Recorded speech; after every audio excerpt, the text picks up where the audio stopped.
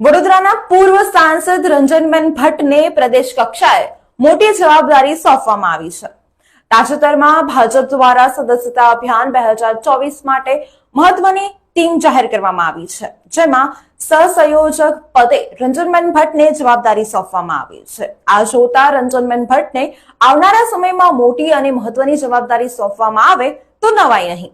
રંજનબેન ભટ્ટને લોકસભા 2024ની ચૂંટણીમાં વડોદરા લોકસભા સીટ પરથી ત્રીજી વાર ટિકિટ આપવામાં આવી હતી, જે બાદ વિવાદ શરૂ થઈ ગયો હતો અને આખરે રંજનબેન ભટ્ટે ટિકિટ પરત કરી દીધી હતી અને ત્યારબાદ વિવાદનો અંત આવ્યો. પણ વડોદરામાં તેમના ભવિષ્યને લઈને ચિંતા જોવા મળી રહી હતી. ત્યારે ભાજપ પ્રદેશ પ્રમુખ સી.આર. પાટીલની આગેવાનીમાં જારી કરવામાં આવેલ સદસ્યતા અભિયાન 2024ની યાદીમાં પ્રદેશ સંયોજક, સહસંયોજક અને સહાયકના નામો જાહેર કરવામાં આવ્યા છે, જેમાં રંજનબેન ભટ્ટને પ્રદેશ કક્ષાએ મોટી જવાબદારી સોંપવામાં આવી છે.